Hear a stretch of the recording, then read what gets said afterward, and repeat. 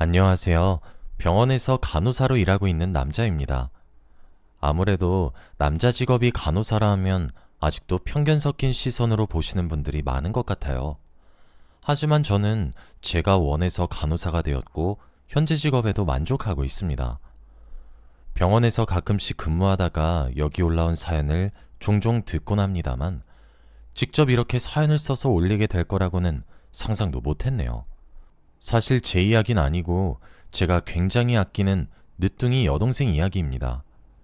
그동안 이런저런 사연을 들으며 배우자 몰래 바람피는 몹쓸 남자가 많아 혹시나 저희 여동생도 그런 남자를 만나게 되는 건 아닐까 오빠 된 도리로서 걱정이 참 많았습니다.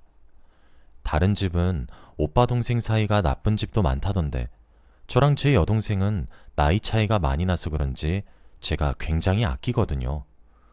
저와 여동생은 나이 차이가 13살 납니다.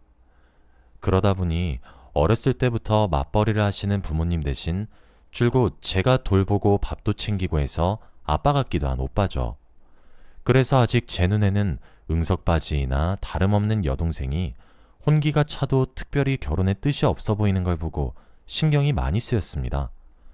하지만 어린아이 편식도 냅두면 커서는 알아서 골고루 잘 먹듯 저희 여동생도 얼마 안 있어 언제 만나서 언제 연애했는지 결혼하고 싶은 남자가 있다며 저희 집에 남자를 데려왔습니다. 그게 지금의 매제입니다. 매제는 같은 남자인 제가 보기에도 인물 좋고 집안 좋고 성격도 예의 바르고 해서 참 괜찮다. 저 남자면 저희 여동생을 맡겨도 걱정 없겠다 싶었습니다. 둘이 행복하게 살라고 축복하고는 이제 한시름 놓나 싶었는데 문제는 매제네 가족들이었습니다. 결혼하면 여동생의 시댁 식구가 될 사람들이 하나같이 참 별로였어요. 상견례 겸 양가 식구들이 한자리에 모여 밥을 먹는데 대놓고 저희 부모님이나 제 직업을 묻질 않나, 연봉을 묻질 않나, 통장에 돈은 많이 모아두셨냐며 돈 없는 소리도 해서 그때 제 표정이 좀 굳어 있었는데 그걸 보고는 그냥 우스갯소리 한 건데 왜 그렇게 정색으로 받아치냐며 말도 함부로 못하겠다며 무섭다고 하는 겁니다. 보다 못한 매제가 뜬금없이 저를 두고 병원에서 일한다고 하면서 말을 잇더군요. 매제 나름대로 분위기를 전환하려고 꺼낸 말인 것 같았습니다. 그러고 보니까 아버지, 요즘 허리 아프다고 하지 않으셨어요? 나중에 병원 갈 일 생기면 형님 계신 병원으로 가면 되겠다. 그치? 하면서 분위기를 풀어보려고 애쓰는 게 눈에 보였죠. 순간 매제의 부모님들이 상견례 자리 중 그나마 제일 흥미있어하는 눈으로 그럼 의사신 거냐고 묻더군요. 제가 의사는 아니고 간호사입니다 하고 말하니 다시 표정을 구기시면서 의사도 아니고 간호사면 뭐 됐어요 하고 혀를 차더군요. 그런 태도를 보고 있자니 자존심이 상하고 화가 났지만 옆에 앉은 여동생을 봐서 끝까지 참았습니다. 그날은 그렇게 불쾌한 기억으로 남아있네요. 뭐 따지고 보면 매제네 집안이 어마어마하게 잘 살기는 합니다. 매제네 아버지는 대기업 임원이시고 어머니는 전직 외교관에 지금은 유명한 아트 갤러리를 소유하고 있다 하더군요. 매제도 자기 아버지 계신 대기업에 입사해서 능력 탓인지 집안 탓인지는 몰라도 직급도 나이에 비해 높은 편입니다. 사돈댁이 평균보다 훨씬 잘 살긴 하지만 그렇다고 저희 집안도 뭐 그렇게 못 사네 마네 하는 그런 수준은 아니에요. 저희 아버지 어머니께서도 배움이 넓지 않다 뿐이지 유명한 식당을 차려서 이미 지역별로 점포가 여럿 있습니다. 어차피 다 먹고 살자고 대학 가는 시대에 학력이 무슨 소용인가요? 돈만 많이 벌면 된 거 아닌가요? 그동안 저나 제 여동생 재벌 2세만 아니다 뿐이지 부족함 없이 풍족하게 자랐고 그런 와중에도 돈이 전부가 아니라는 부모님 가르침을 받고 바르게 컸습니다. 한 번도 부모님이 장사로 돈 버는 걸 부끄럽다 생각한 적은 없습니다. 그런데 매제네 집안은 생각이 조금 다른 것 같더군요. 여동생에게 나중에 듣기로는 배운 것도 없는 장사꾼 집안이랑 어떻게 한 식구가 되냐며 결혼 전부터 말이 많았다 해요. 여동생도 결혼 전부터 심각한 시댁 등살에 매제와의 결혼을 다시 고민했지만 매제가 무릎까지 꿇고 제발 다시 생각해달라며 말려서 결국 둘은 애매한 양가의 분위기 속에서 결혼할 수 있었습니다. 축복하는 분위기라고는 말 못하겠네요. 솔직히 그렇게 웃음기 빠진 결혼식은 제 난생 처음이었습니다. 결혼식 시작 전 양가 식구들이 다 모인 자리에서도 사돈댁은 일가 친척들에게 가서 제 여동생을 두고 아마 세상에서 결혼 제일 잘한 사람일 거야. 신데렐라 뺨치고도 남을걸? 하면서 낄낄대더군요. 뒤에서 듣고 홧김에 이걸 엎어야 하나 말아야 하나 하다가 웨딩드레스 입고 신부 대기실에서 자기 결혼식 기다리고 있을 여동생 체면을 생각해서 그냥 못 들은 척 했습니다. 결혼 비용을 두고 메제네 집안에서 아파트고 뭐고 결혼 진행 비용을 다 대겠다는 걸 제가 극구 반대해서 양가에서 반반씩 부담하는 걸로 했습니다. 만약 메제네 집안에서 전부 부담하면 결혼 후에 여동생이 시부모 눈치 때문에 제 명에 못 살까봐 걱정돼서였죠. 지금도 신데렐라네 뭐네 있는 유세 없는 유세는 다 부리는데 시댁에서 결혼 비용 다 든다는 건 절대 저희 집안의 좋은 일이 아니었습니다. 돈이 얼마가 들던 간에 여동생을 시댁에서 벙어리로 살게 하는 걸 두고 볼 수 없었습니다. 사실 까놓고 말해서 사돈댁이 좀 더 명예 있는 직업군이다 뿐이지 돈으로만 놓고 보면 장사하는 저희 집안 수입이 더 클 겁니다. 그리고 사돈댁에서 자꾸 여동생더러 땡 잡았네 하면서 은근슬쩍 자기 아들 자랑을 하는데 매제랑 저희 여동생 중에 놓고 봐도 여동생 학력이랑 수입이 좀 더 앞서요. 여동생은 저보다도 공부를 잘해서 좋은 대학 갔다가 변호사로 지금 대형 로펌에 소속되어 있거든요. 아직 신참이긴 하지만요. 아무튼 따지고 보면 저희 집이나 여동생이 꿀릴 게 전혀 없는데 자꾸 사돈 쪽에서 그런 식으로 나오니까 인내심에도 한계가 있는지 슬슬 그냥 넘어가기가 힘들어지더군요.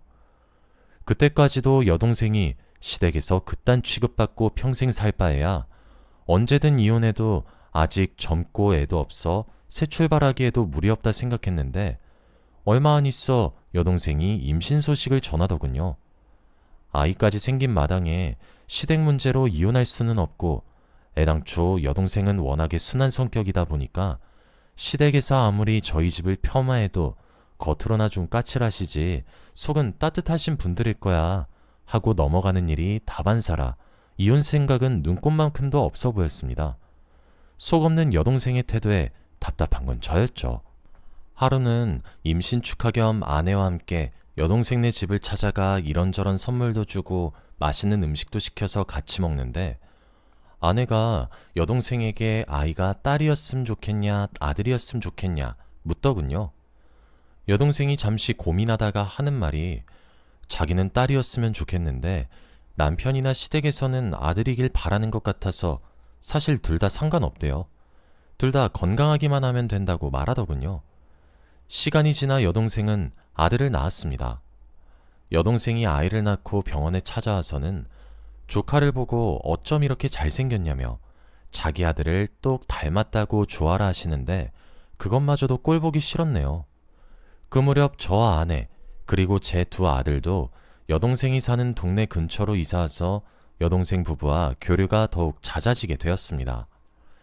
매제네 가족이 문제일 뿐이지 매제 하나만 두고 보면 나이 차이가 좀 있는데도 저랑 잘 통하고 관심사도 비슷해서 종종 아침마다 운동도 같이 다녀오곤 했습니다. 요즘 살이 너무 쪄서 운동을 하고 있다고 말하니 자기도 저처럼 더 건강하게 살아야겠다며 같이 가도 되냐고 물었었죠. 저와 매제만 그런 것이 아니라 제 여동생도 원래 제 아내가 저와 결혼했을 때부터 아내를 친언니처럼 잘 따라서 여동생 부부랑 조카 그리고 저희 식구 이렇게 다 같이 캠핑도 가고 가까운 곳에 펜션 잡고 물놀이 하기도 하면서 즐거운 시간을 보냈었습니다. 그런데 시간이 조금 지나면서부터 매제네 집안이 슬슬 휘청이기 시작하더군요. 매제네 아버지가 회사 자금을 횡령했다는 죄목으로 경찰 조사를 받질 않나. 매제네 아버지가 임원진으로 계신 회사에 취업하고 높은 직급으로 승진한 것도 취업 비리가 얽혀있는 거 아니냐고 지속적으로 말이 나와서 매제네 아버지는 물론 매제까지 젊은 나이에 불명예를 안고 퇴사해야 했습니다. 게다가 매제네 어머니도 말만 아트갤러리 소유자일 뿐 사업 수완도 없고 예술에 관한 지식도 없어서 그냥 과시용 갤러리에 불과했는데 집안 사정이 휘청이니 아트갤러리 운영도 어려워져 헐값에 팔았다 하더군요. 그래도 부자는 망해도 3대는 간다는 말이 있지 않습니까? 매제가 직장을 잃었으니 여동생이 어떻게 사는지 걱정돼서 전화했더니 그래도 갖고 있는 부동산이 좀 있어서 그걸로 버티고 있다고 말해주더군요. 그리고 아버님이랑 매제가 이참에 아예 새로 사업체를 하나 차릴 계획이라고. 그러면 자기도 사모님 소리 들을지도 모른다며 해맑게 좋아하는 목소리를 듣고 생각했던 것만큼 상황이 심각하지는 않은가 보다 안심했습니다. 하지만 새롭게 사업을 한답시고 가진 부동산을 팔아 사업 자금으로 쓰고 사업 특성상 이리저리 돈 나갈 때가 많이 생기다 보니 사돈의 집안 사정이 나아질 기미가 보이지 않더군요. 시간이 좀 더 지나서는 여동생이 부모님께 창피함을 무릅쓰고 돈을 빌리는 상황까지 오게 되었습니다. 그래도 그나마 다행인 건 그 뒤로 매제네 사업이 어느 정도 규모가 생겨 많지는 않아도 수익을 좀 거두었는지 다시 돈을 빌리거나 하는 일은 생기지 않았습니다. 대신 매제가 자기 아버지와 새로 시작하게 된 사업 때문에 바빠지게 되면서 더 이상 저와 함께 아침 운동을 하러 갈 수도 없었을 뿐더러 자기 아내인 제 여동생에게도 점점 소홀해지는 것 같더군요. 그렇지 않아도 집안에 돈 좀 많다는 걸로 결혼 전부터 유세 떨던 사돈댁이 지금은 돈도 없는데 여동생에게도 잘 못해주는 꼴을 보고 있자니 답답했습니다. 아까도 말했듯 여동생은 성격이 너무 순해서 서운해도 다 참고 있을 게 뻔했습니다. 아니나 다를까 아내가 이야기해주길 자기랑 쇼핑할 때 잠깐 스치듯 요즘에 외롭다고 털어놨다 하더군요. 저도 남자로서 가정을 위해 충실하게 일하다 보면 오히려 가족들에게 소홀해질 수도 있다는 걸 잘 알아서 같은 남자이기도 하고 매제랑 친하기도 한 제가 따로 매제를 불러 여동생 자존심 상하지 않게 얘기를 전해줘야겠다 싶었습니다. 점심시간일 때 일찍 퇴근해서 점심이나 사주면서 가볍게 얘기해보는 게 좋을 것 같아 매제와 매제네 아버지가 일한다는 사무실로 향했습니다. 주차장이 가득 차서 사무실이 보이는 근처 골목에 차를 주차한 뒤 미리 전화하려고 차 안에서 핸드폰을 만지고 있었는데 매제가 자기 아버지와 함께 사무실을 나오는 겁니다. 반가운 마음에 창문을 열고 매제를 크게 부르려다가 뒤따라 나오는 여자가 매제에게 뛰어가 나란히 걷는 걸 보고 행동을 멈추었습니다. 아무리 봐도 보통 사이로는 안 보이는 두 사람은 사돈댁과 화기애애한 표정으로 대화를 나누며 한 레스토랑으로 들어가더군요. 전에 라디오에서 이런저런 사연을 들은 기억이나 놓치지 않고 두 사람의 다정한 모습을 전부 카메라에 담았습니다. 그리곤 저도 뒤따라가서 칸막이가 높게 쳐진 뒷자리에 가서 앉았습니다. 처음에는 사돈댁도 자리에 있어 동행한 여자가 매제의 상간녀가 아니라 뭐 사촌동생이거나 비서인가 싶어 병원 진상 환자 때문에 늘 들고 다니던 녹음기도 켜놓고 기다리는 게 유난 떠는 건가 싶었습니다. 하지만 곧 의심을 거두지 않고 따라오길 잘했단 생각이 들더군요. 잘 먹겠습니다, 이사님. 이제 그냥 아버님이라고 부르려무나. 애도 가졌겠다. 이제 슬슬 결혼 준비도 하고. 네, 그래야죠. 근데 그쪽에서 이혼해줄지 모르겠어요. 끝까지 버텨도 무조건 이혼해야지. 하여튼 빈대같이 달라붙어서는. 네 엄마도 싫어했지만 이제야 말하건대 나도 네 결혼 극구 반대였다. 수준 맞는 사람끼리 놀아야지. 어딜 알지도 못하는 집안 여자랑. 죄송해요, 아버지. 그래서 이제 이혼하려고 하잖아요. 이혼하고 나면 바로 결혼하자. 배 나온 채로 드레스 입기 싫단 말이야. 지금부터 미리미리 식장 잡아놓고 준비해야겠어. 세 사람이 하는 얘기는 제 귀를 의심하게 만들었습니다. 지금 들은 대로 이해한 내용이 이게 사실이 맞나 싶었죠. 매제가 여동생이랑 이혼하고 자기 애를 가진 다른 여자랑 결혼하려고 하는데 사돈댁도 그걸 알고 오히려 부추기고 있다는 걸. 이걸 말하면 세상 어느 사람이 쉽게 믿을 수 있겠어요. 선명하게 녹음된 파일을 들고도 이걸 여동생에게 사실대로 말해야 하나 말아야 하나 한참을 고민했습니다. 알면 누구보다 상처받을 거고, 그렇다고 뒤에서 이런 작당을 하는 걸 눈 감고 있기엔 제 여동생이 너무 불쌍했어요. 결국 녹음본과 찍은 사진들을 보여주면서 여동생에게 털어놨죠. 그랬더니 여동생이 자기도 설마 했지만 자기 아이 아빠니까 끝까지 믿었는데 어떻게 이럴 수가 있냐고 엉엉 울었습니다. 그걸 보는 제 마음이 다 찢어지는 것 같았어요. 아직 아들도 2~3살밖에 안 먹었는데 이해 두고 자기는 이제 어떻게 하면 좋냐고, 이혼해도 결국 그 상간녀랑 상간녀 뱃속에 있는 애랑 잘 먹고 잘 살 거 아니냐고 오열하더군요. 맞는 말이었어요. 우는 모습을 도저히 가만히 눈뜨고 지켜볼 수 없었던 제가 여동생을 이끌고 그 자식들이 있는 사무실로 달려갔습니다. 그런데 상간녀와 매제네 아버지는 없고 매제 혼자 있더군요. 여긴 어쩐 일이냐고 당황한 목소리로 말하는 매제 앞에 녹음본을 틀어주면서 말했습니다. 무슨 일이긴, 이것 때문에 왔지. 녹음 내용을 전부 들은 매제가 누나를 굴리면서 여동생 앞에 무릎을 꿇더군요. 여보, 다 오해야. 이거 아버지가 시키셔서 그런 거야. 그 여자가 다른 회사 사장 딸인데 그 여자랑 새 살림 차리면 그 여자 아버지가 우리 아버지를 이사 자리에 앉혀주겠다고 해서. 우리 집 사정 많이 안 좋아진 거 당신도 알잖아. 그래서 그랬어. 내가 진짜 사랑하는 건 당신이야. 변명하는 꼴이 가짠더군요. 그래도 여동생은 마음이 약해서 혹시 넘어가면 어떡하나 걱정하던 차였습니다. 여동생이 무릎 꿇은 매제를 발로 까더군요. 순식간의 일이었어요. 바닥에 내동댕이 쳐진 매제가 아까보다 더 놀라서 동그래진 눈으로 여동생을 쳐다보았습니다. 넌 진짜 인간도 아니야. 우리 애 보기 부끄럽지도 않아? 네가 무슨 꽃뱀이야? 다른 여자 꼬셔서 인생 피게? 당신 아버지도 그래. 그동안 우리 집더러 교양 없네 뭐네 해놓고는 이딴 식으로 비리 저지르고 아들 팔아먹고 해서 그렇게 잘 살았던 건가 봐? 이혼이 그렇게 하고 싶어? 이혼소송 준비해.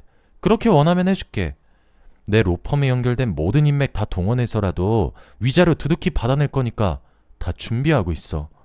그리고는 휙 돌아 먼저 나가더군요. 전 손 좀 더 봐주려던 걸 혹시나 소송에 방해될까 싶어 참았습니다.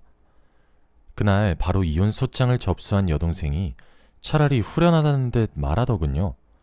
사실은 자기도 한 게였다고. 처음부터 우리 집 그런 식으로 낮잡아보는 집안인 걸 알았으면 결혼 안 하는 게 맞았다고. 자기 때문에 저랑 부모님까지 욕보이게 한 것 같아 미안하대요. 전 다 필요 없고 네가 행복하기만 하면 됐다고 말할 수밖에 없었네요.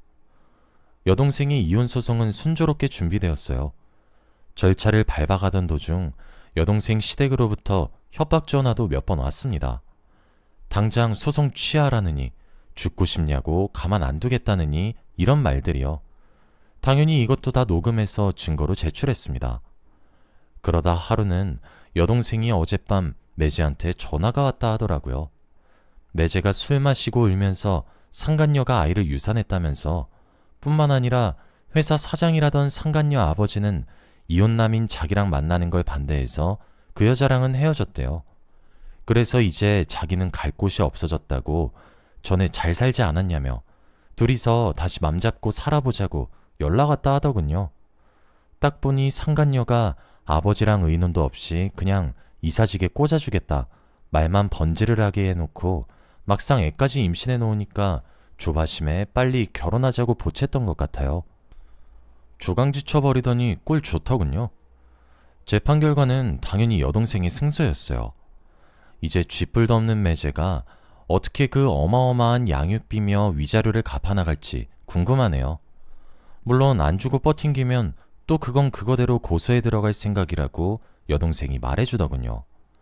자기 소득만으로도 아이 키우는 데는 문제없지만 최소한 자기랑 자기 집이 서론받고 산 거에 대한 보상은 톡톡히 받아내야겠다면서요.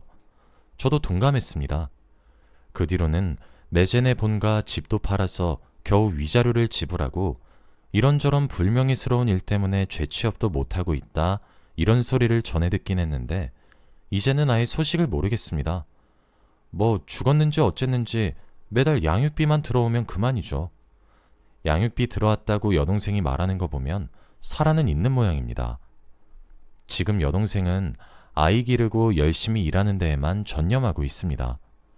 아직 젊은 데다 외모도 출중해서 주변에서 들이대는 사람도 몇몇 있는 것 같던데 자기는 아직은 별 생각 없다고 아이가 어느 정도 자라서 그런 걸로 상처 안 받을 나이쯤 되면 그때 생각해 보겠다고 하네요. 여동생의 의견이고 책임감 있는 모습이라 존중하기로 했습니다. 앞으로도 여동생과 조카 둘이서 잘 헤쳐나갈 수 있도록 제가 옆에서 많이 도울 예정입니다. 제 이야기 들어주셔서 감사합니다.